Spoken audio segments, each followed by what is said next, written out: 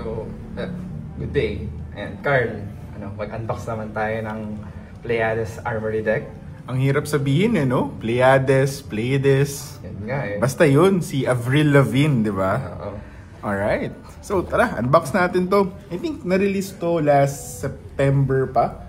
Almost kasabay ng Super Slam. Kasi parang ito yung fini-feature yung bagong hero talaga. Oo nga Usually kasabay siya, di ba? Ng mga set. So, exciting. Sana may maka-break na nito, no? So, dito, unbox na natin. Anong laman? As far as I know, this is CC and the Blitz ready. So, yun na, huling hura ng Blitz is on skirmish.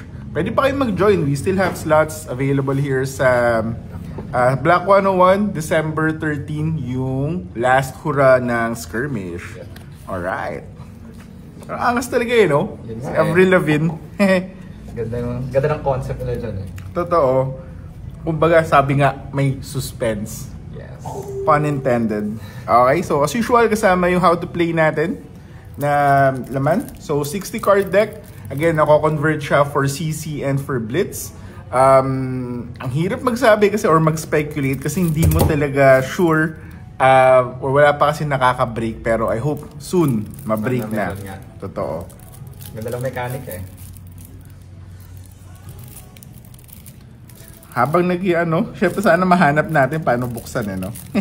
Mahirap pala.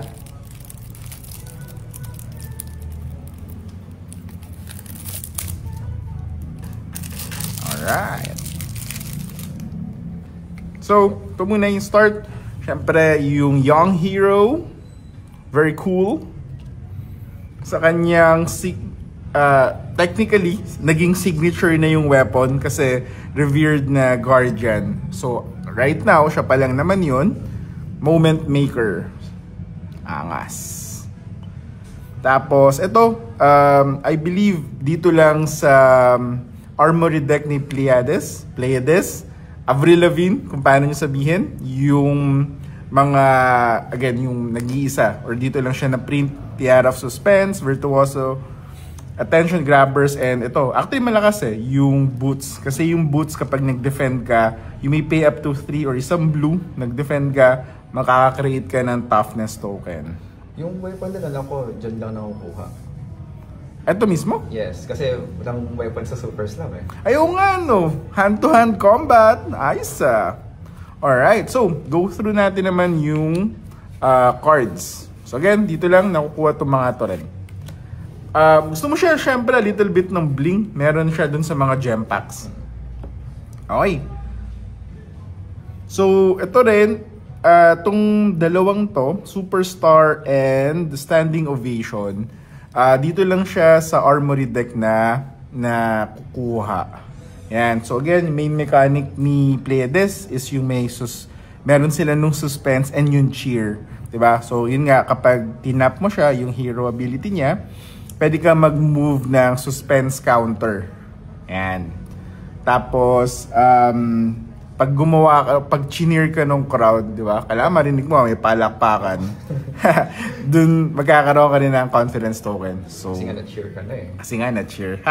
So, ayan. Usually, dahil Guardian to, marami siyang blues talaga. And, ang malupit dito sa Armory deck na to, nag-print sila, or nag-reprint sila ng Spinal Crush. Dating hirap makahanap niyan or makakuha. Ito rin, Boulder Drop, I believe dito lang sa Armory deck makakuha nung red. And first printing nyo dyan. Yes, first printing at saka dun sa gem pack. Yes. Ito rin, nagiging staple na would be the blues or yung Boulder Drop na blue. Fault Line, kasama na yan, reprint yan, galing sa Super Slam. Yes. New art or alternate art ng Macho Grande, di ba? Ang macho. Tapos ito rin, reprint. Pero alam nyo, dati ang hirap din maghanap nito. Terra Sander. Yan. So again, ito yung mga parts pa nung sa Blitz. Yan. Kaya 2 copies pa lang nakikita natin lahat. Tama. Yan, Tension in the Air, red and blue. Ayan, di ba? Dun. Kasi nga, the suspense is killing me. And to be continued, ito yung may mga suspense. And ito, isa sa mga malalakas. For me, James, when this defense, if you have less life than the attacking hero, the crowd cheers you. So, value ka na. Magkakaroon ka na nung... may confidence token ka agad for the next turn. Oo, ka na. Tama. Magiging confident ka na talaga. Di ba? Boom block. So, again, the crowd cheered you. Nagkaroon ka ng confidence token. Tapos, kapag nag-cheer pa to, magiging 5. Diba? Yun ang magandang value. Value. Alright. So, ito yung tsura nung sa Blitz deck. So, as you can see, meron siyang 1, 2, 3, 4, 5, 6, 7, 8, 9, 10, 11, 12, 13, 14, 15, 16, 17, 18, 19, 20, 21, 22, 23, 24, 25, 26, 27, 28 na blues. As usual, galing sa, dahil ito ay isang Guardian. Blue heavy so, talaga. blue heavy siya talaga. Alright. So, again, highlight ko lang to yung, again, parang super, di ba? Yung standing ovation. Ang hirap i-pull off niyan, pero kapag na-pull off mo, extra turn lang naman. So, how awesome is that? Oo nga, no? Time walk. Ha? Reference. So, quick glance lang din dito sa ating yung addition para maging classic constructed siya. So, you still have the tokens. Nandito rin siya, yung reference niya. Paano siya maging yung sa alin yung classic constructed, alin yung sa Blitz. Yan, reference lang naman. Same goes. Ito, non-foil siya. Pero yung sa Young, RF siya, angas. And so, continuation lang siya nung reprint, or nung additional print for the Superstar to complete it. Up on the pedestal. So, syempre, ito, yung dito lang din nakukuha na standing ovation. And ito yung isa niya, yung charms. Ang angas, no? Mga charms. Lahat sila may kanya-kanyang charm, eh. Oo nga. Baka charming siya, no? Haha. So, ito, yung mga blues din. And then the reds are here.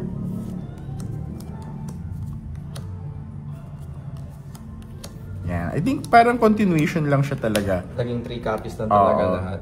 Tama. Except yung sa Terra Asunder ata. Tsaka Spinal Crush. Tama. Which only has 2 copies in the deck. Yan. So, and then may naliligaw na yellow which is Never Give Up. Rick Aston. Ay, hindi pa. Iba pala yun. Okay. I think that's it for the unboxing ng Armory deck of Pleiades. So, you can grab a copy of the whole Armory deck here at Black 101 for the low price of 2,500. Pwede rin check syempre sa website. Nandun yung para sa link nun. Alright. Thanks so much, everyone!